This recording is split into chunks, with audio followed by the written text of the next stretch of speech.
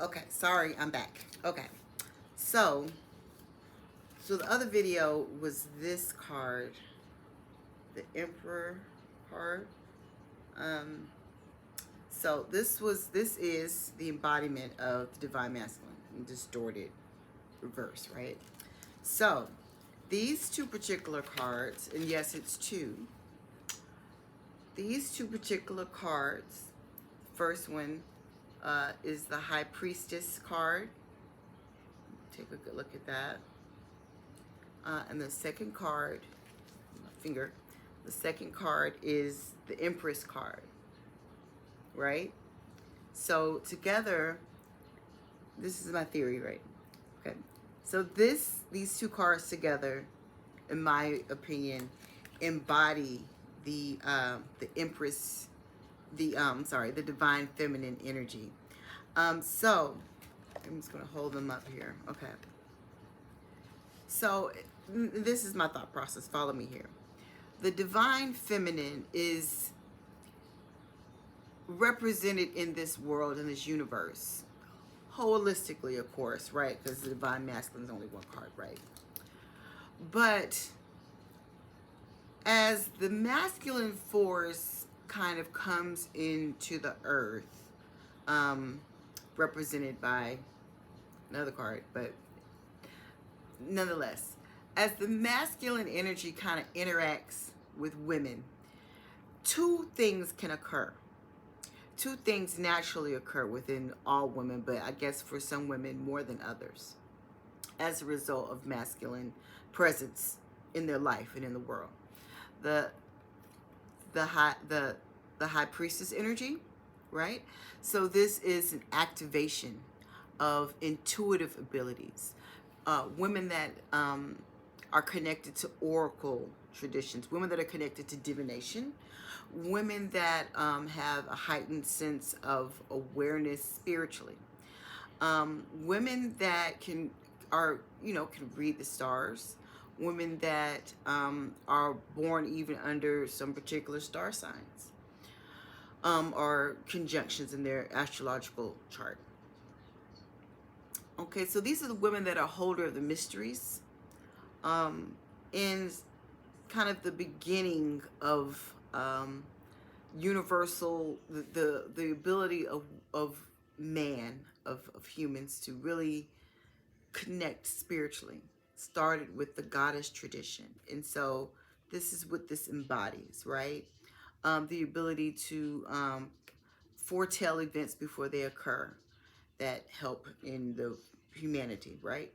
So that's what that is, in my opinion, right? So in the second movement, the second kind of expression of women's energy on earth as it relates to men, the Empress energy, right? So this is literally the embodiment of women or feminine energy on earth as represented by fertility, the ability to reproduce, the bonds between men and women that occur.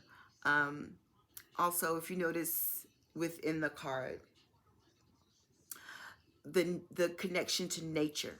So women have a really strong connection to nature, right? Obviously, represented in universal powers, right? Uh, uh, um, Celestial powers, right? The connection that women have as by the menstrual cycle, and how that coordinates with the lunar cycle. So that's celestial principle. Earthly principle, however, is a little different. This is about, um, herbalism. Women were the first, kind of herbalists amongst, humanity on Earth. The first collectors, the original collectors of, foods that, are all around us in nature, right? So these were the original women that knew about the knowledge of seeds, right? That's the origin of civilization.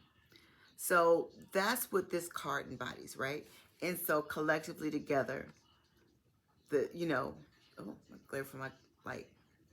Collectively together, right? The movement of the influence of the masculine force on earth. This is what the divine feminine force looks like in the universe and on earth, right? So, what happens when these energies, similar to the masculine energies, what happens when these energies become distorted and they go into reverse? Um, or I guess maybe one could be in reverse or vice versa, because that could definitely happen. But kind of following from there, and I'm still formulating this because it's, from this point forward, I feel it's a reflection of me. And so I'm using that to kind of help guide the conversation. I would like to think that we all, as humans, when we give our perceptions, our theories, or thoughts on things, literally it's all a projection, naturally, of our experiences. However, I'd like to think that my experiences coupled with um, sincere reflection, obviously for the past few years, right? Sincere reflection, meditation on things, um, research, and the study of history can kind of inform your thoughts, so that it's not so much as a projection, but it can really be useful to not only yourself but to other people, right? So, what I would say about the distorted feminine energy: when women have a natural spiritual connection or an intuitive ability, oftentimes because of the desire for power or greed, competition in particular, women will take those gifts and use them in the inverse, right? They'll use them to manipulate men, to control and dominate men. Oftentimes, you see a lot of love spells in this kind of energy.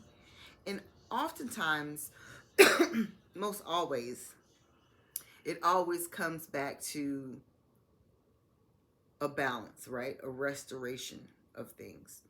Um, but I would definitely say that there's an influence that comes naturally from a distorted masculine energy that can oftentimes influence a woman's energy, especially a woman's energy where she's spiritually in tune and connected.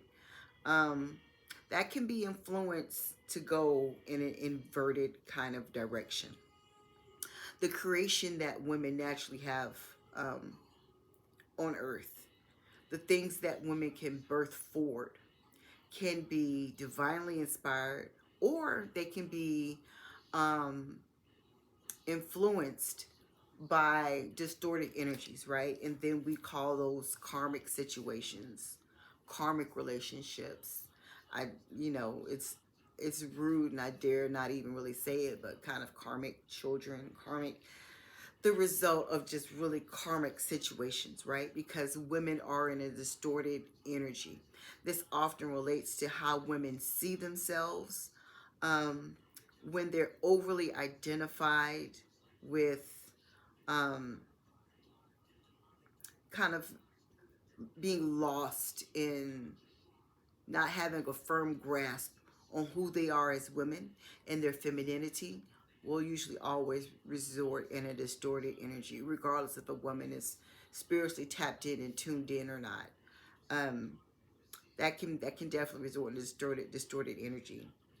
The challenges that result from love situations can result in a woman being in a distorted energy, definitely. How a woman sees herself as a result of these situations can be caused by a woman being in a distorted energy as a woman. It could definitely result in a woman ended up in a more distorted place, in a distorted feminine energy. Um, let's see. Like I said, I'm still formulating and developing my thoughts and theory on this so far. Um, I definitely think I'll be back for a part two as I continue to kind of think through this kind of energy and everything. What I will say, as you know, I didn't go into it with the distorted masculine. Maybe I will do this as part of the part 3, but it's so complicated. I think that the other force, the swords, the wands, the cups, um, they all represent really, really, really important parts of looking at the situation of how does a man or a woman become distorted in their energy, right? So oftentimes the thoughts, I think I did that on my first video. The thoughts, it's literally the same thing for a woman. The thoughts that a woman carries, the will that can be misguided, misdirected, based off of bad perceptions of herself or misinformation, misalignment, um, distorted emotions, especially in regards to how she sees herself, her relationships with her family, her significant loved ones. All of that can be reflection of a woman carrying distorted energy just as much as a man. I think that it's important in relationships that women look at if they are carrying a distorted energy within themselves. It's really important to acknowledge that in regards to relationships, not only with men and with other people, but with yourself, most importantly. So far, that is all I have. But I will be back with more because I'm hot on the trail with this situation, this evolving theory I have going with the tarot. Thank you so much for your time and attention. I welcome your comments and your feedback. Thank you. Have a blessed day.